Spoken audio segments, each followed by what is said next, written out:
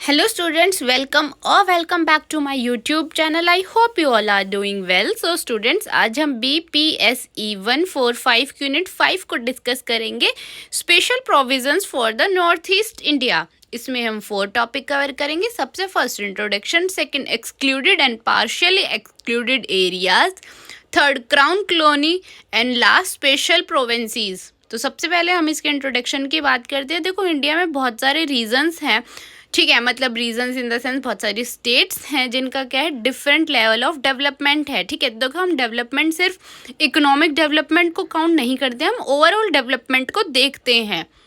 ठीक है, next topic है आपका excluded and partially excluded areas.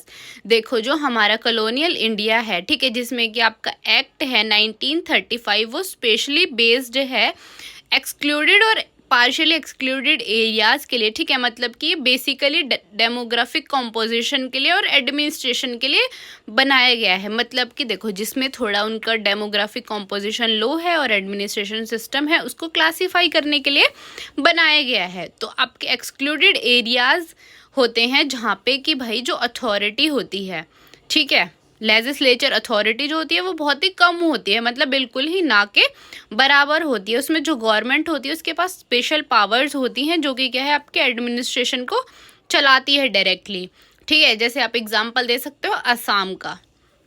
और पार्शियली एक्सक्लूडेड एरियाज होते हैं जहाँ पे कि क्या होता है कि जो आपकी लेजिस्लेचर अथॉरिटी होती है वो बहुत ही लिमिटेड होती है। ठीक है, जैसे कि आप बोल सकते हो कि 2-4 लॉज के लिए ही मतलब उनके पास अथॉरिटी है। ठीक है, जो गवर्नमेंट है उसके पास स्पेशल पावर्स हैं कि वो क्या है, कंट्रोल कर सकती है चीज़ों पे। ठीक है, जैसे कि आपके असम की जो मीकर हिल्स हैं, आप उसका एग्जाम्पल दे सकते हो।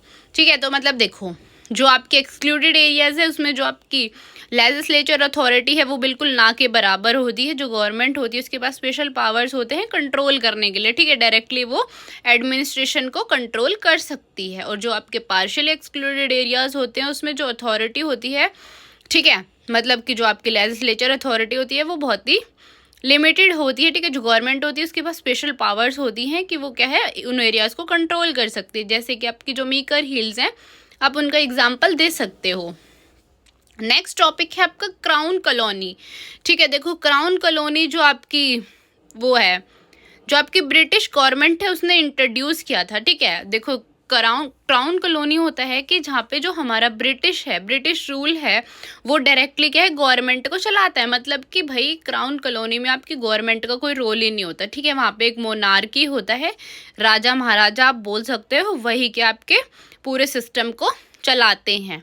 ठीक है, इसके फीचर्स हैं कि वहाँ पे डायरेक्ट कंट्रोल किसका होता है, ब्रिटिशर्स का होता है। ठीक है, या फिर कोई भी राजा महाराजाओं का होता है। ठीक है, इसमें जो लोकल पार्टिसिपेशन है वो बहुत ही कम होती है। देखो, अगर किसी राजा महाराजा का रूल होता है तो वहाँ पे जो आम जनता होती है उसकी पार्टिसिपेशन होती ही नहीं है। ठीक है, जैसे आप एग्जाम्पल दे सकते हो इंडिया का। जब इंडिया आज़ाद नहीं हुई थी उससे पहले क्या था, यहाँ पे ब्रिटिशर्स का रूल था। ठीक है, तो आप भाई इंडिया को उससे पहले आप क्या बोल सकते हो, इंडिपेंडेंस से, कि ये तो क्राउन कॉलोनी थी, क्योंकि यहाँ पे जो भी फैसले लिए जाते थे वो कौन लेता था, ब्रिटिशर्स लेते थे हमारे लिए। ठीक है, उन्हीं के हाथ में सब कुछ, वही एडमिनिस्ट्रेशन चलाते थे, वही हमारे लिए लॉज बनाते थे। ठीक है, जैसे वो बोलते थे वैसा ही होता था। वहाँ पे लोगों का कोई पार्टिसिपेशन नहीं होता था, उनका डायरेक्ट कंट्रोल था, कोई गवर्नमेंट वगैरह ही नहीं थी। नेक्स्ट टॉपिक है आपका स्पेशल प्रोविंसेस। ठीक है, तो इसमें सबसे फर्स्ट टॉपिक है द 6th शेड्यूल। देखो, जो आपका 6th शेड्यूल है वो बनाया गया है कि जो भी आपके ट्राइबल एरियाज हैं उनके एडमिनिस्ट्रेशन को प्रोटेक्ट करने के लिए। ठीक है, कि मतलब कि उनको क्या है, जो भी आपकी ट्राइबल कम्युनिटीज़ हैं उनको ऑटोनॉमी देने के लिए। ठीक है, इसके फीचर्स हैं कि जो भी आपके ट्राइबल्स वगैरह हैं उनको ऑटोनॉमी देने के लिए, ठीक है, उनके हाथ में पावर देने के लिए। ठीक है, कि कैसे वो भाई अपने लिए लॉज बना सकते हैं फॉरेस्ट को लेके, वाटर रिसोर्सेज को लेके।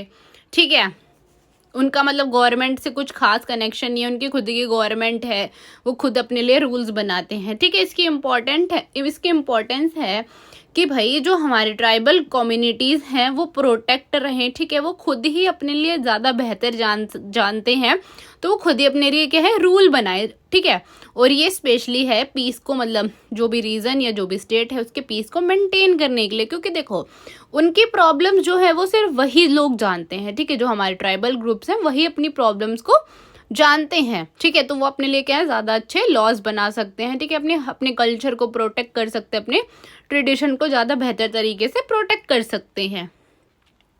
नेक्स्ट टॉपिक है आपका इनर लाइन परमिट। देखो, इनर लाइन परमिट आपका एक स्पेशल ट्रैवल डॉक्यूमेंट है जो कि इंडियन सिटीजन्स को चाहिए किसी भी प्रोटेक्टेड एरिया में जाने के लिए, स्पेशली अरुणाचल प्रदेश, नागालैंड, मणिपुर, मिजोरम और असम के कुछ एरियाज में, ठीक है। ये आपके ब्रिटिश गवर्नमेंट ने इंट्रोड्यूस किया था, ठीक है, ट्राइबल मतलब ट्राइबल लोगों के लिए ये बेसिकली, कि जो भी मतलब इंडिया में जो भी ट्राइबल ग्रुप्स है ना उनके लिए, ठीक है। इसका मेन पर्पस है कि माइग्रेशन को कंट्रोल कर सके, क्योंकि आपको पता है जो ट्राइबल ग्रुप्स है वो इधर से उधर घूमता ही रहता है, ठीक है। उनकी आइडेंटिटी क्या है, बची रहे, ठीक है। सिक्योरिटी रीजंस की वजह से भी हो सकता है, ठीक है। सिक्योरिटी रीज़न मतलब एक मेन रीज़न है कि भाई आजकल जैसे आपको पता है कि लोग नाम बदल लेते हैं, ठीक है, तो उसके लिए इसके फीचर्स हैं कि जो इंडियन सिटीजन्स है ये सिर्फ उन्हीं के लिए वैलिड है, कोई भी फॉरेनर के लिए वैलिड नहीं है। ये आपका सिर्फ 30 से 60 डेज के लिए ही है, आपकी स्टेट पे डिपेंड करता है ये बाकी, कि मतलब कोई भी ट्राइबल ग्रुप है वो सिर्फ 30 से 60 दिन तक ही वहाँ पे रह सकता है, और बाकी जो स्टेट है उसके खुद के रूल्स होते हैं, आपको वो भी देखने पड़ेंगे, ठीक है।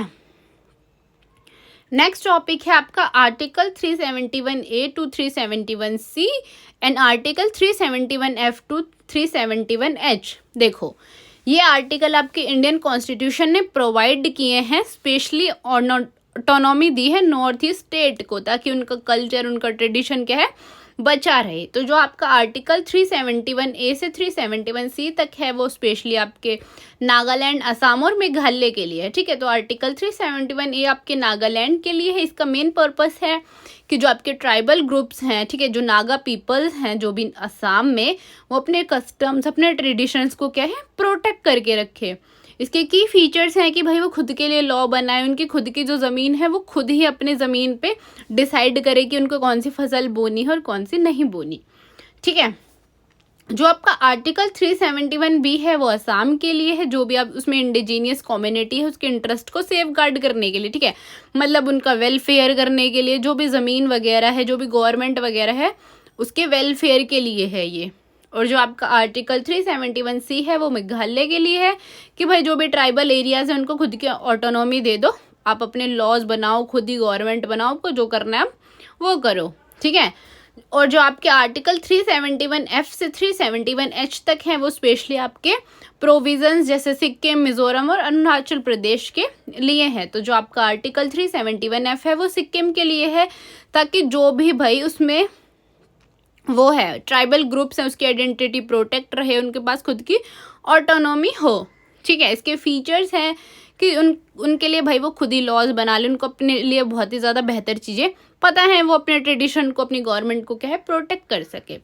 और जो आपका आर्टिकल 371H है वो मिज़ोरम के लिए है, ताकि उनके जो कस्टम लॉज हैं, ठीक है, और जो ट्रेडिशंस हैं वो क्या है मेंटेन रहे, ठीक है, वो अपनी कम्युनिटी को प्रोटेक्ट कर सके, उनको ऑटोनॉमी मिल सके गवर्नमेंट की, में खुद गवर्नमेंट बनाने की, ठीक है, अपने लैंड राइट्स वगैरह की।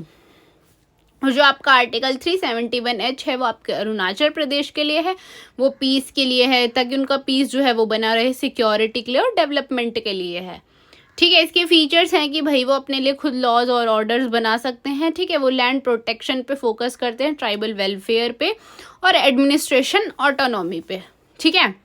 नेक्स्ट टॉपिक है आपका states in north east India, special category states, ठीक है। देखो, जो आपकी स्पेशल कैटेगरी स्टेट है वो स्पेशली डिज़ाइन करी गई है जो भी आपके डेवलपमेंट में यूनिक चैलेंजेस आते हैं उनके लिए, ठीक है, जैसे आपकी इक्विटेबल ग्रोथ है, रिसोर्सेज अलोकेशन है, स्पेशल सपोर्ट की ज़रूरत होती है, ठीक है।